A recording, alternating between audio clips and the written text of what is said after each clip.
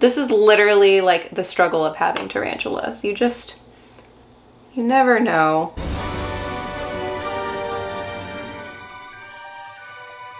You don't think it's kind of messed up to keep all those tarantulas in such small enclosures? Being an animal lover, it's hard to justify having a pet if I can't give them proper living space, enough to explore and not be bored, stuck in the same spot their whole life. When I see someone with all those small containers, I think breeder or someone who is just in it to make money. Obviously, that's not what you're doing. You seem like an animal lover, so my question is, how do you justify it for yourself to cage them to such a cramped life? My conscience would eat at me, and I would think they would enjoy their life more in the wild. Like, each spider should have 5 to 6 feet aquariums to be able to explore and live life, and not just exist for the sole purpose as my shiny thing to show people. So I actually did answer to this comment, and I said, please do your research on tarantula requirements, how they live in the wild versus captivity, and their behavior before shaming someone. I always find it wild how people will criticize first before taking some time to educate themselves. And I thought my response was pretty good. It was a little snarky, but their comment wasn't actually the most polite thing I've ever read. Could have been worse, definitely have gotten worse. When I first read this comment and comments like it, I always think of one specific enclosure that I see once in a while. It's at the Missouri Botanical Gardens. They actually have a tarantula there. It's a Toledo cattle albipilosis, or a curly hair tarantula. What I like about visiting it is not really the tarantula itself. I have plenty of tarantulas at home that I can interact with. I don't really need to go to places like this to visit tarantulas, but I always stop and look at their enclosure whenever I'm there because it is so interesting to me. And I actually really like their enclosure, but it is such a good example of why tarantulas do not need a lot of space. Now, upon reading this message, I wanted to respond with a picture of this enclosure and like explain in depth, but I realized I didn't have a picture of this enclosure. I've never like taken a picture of the whole enclosure. I've never filmed it. And so I decided to go up to the Botanical Gardens, film a little bit there, and then we will meet right back here so I can talk a little bit more in depth about their enclosure and why it completely intrigues me.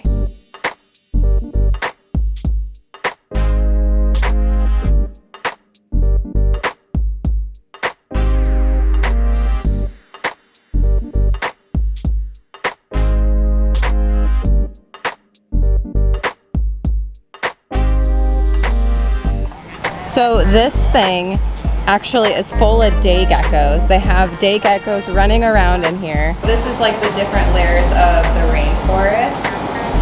So this is human height. So pretend that is the size of a human. This is how tall the rainforest is. Look how tall that is compared to a person.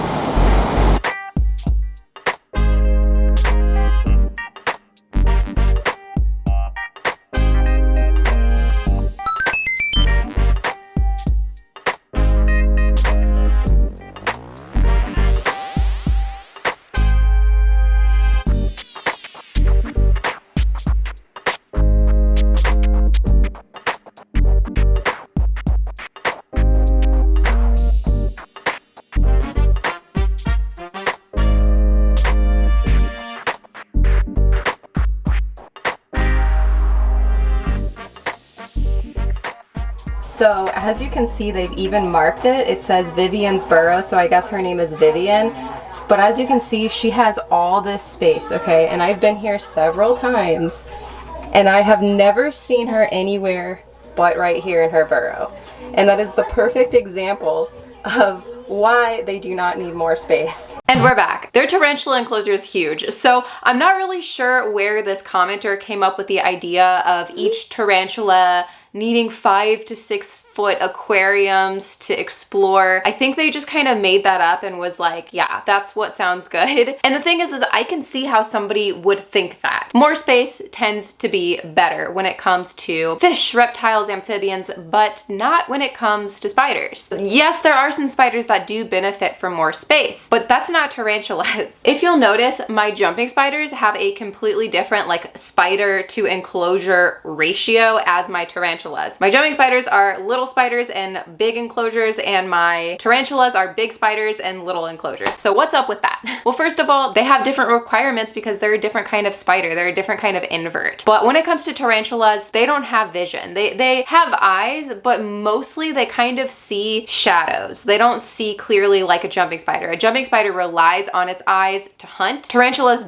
don't hunt, really. They are opportunistic. So they actually will hide in their burrows burrows in the wild, and they won't eat until something really crosses their path. I remember finding an Aphonopelma annex here in the wild, and she was under a rock, and she had a little webbed up burrow. It was really interesting because in her little webbed up burrow were just like the wings from beetles and whatever walked by, just the remnants of what she had eaten that happened to wander under the rock into her burrow, because that's how tarantulas live. They just stay in their burrows in the wild. So as you'll notice at the Missouri Botanical Gardens, they have this huge, amazing enclosure. And don't get me wrong, I absolutely love their enclosure. But the main thing that I find extremely cool about it is that it proves our point. Vivian, the Toledo cuttle albipilosis, stays in her burrow. So much so that I've never seen her outside of her burrow when I go visit. And this time when I went to visit, they actually had a little sign that pointed out her burrow on the inside. Before, they didn't have that sign, but when I would go look, she'd always be in her burrow. Now they have a sign because she moves so little that they know when kids go in there to look for the spider, they have it marked because they know exactly where she's going to be in that enclosure. The thing about tarantulas is you can give them a bunch of space. You can give them 5-6 foot enclosures if you want, but it's gonna be a lot of wasted space. I do have some tarantulas that come and sit out once in a while, but usually it's because they're hungry or thirsty, or they just come out a little bit from their burrow and then they go right back in it. So I actually did just bring a couple tarantulas out with me just to show you like an example of their enclosure versus where they're at all the time. So check this out. This is one of my Ecampus stratus. I have 4 slings and 1 adult female. As you'll see, this one is out getting a drink of water, but guess where they're gonna go when they're done drinking? Right over here, which is where they spend a majority of their time in their burrow. And it looks pretty cozy down there. This is where we pretty much hang out all the time. Now we do have some space to wander around,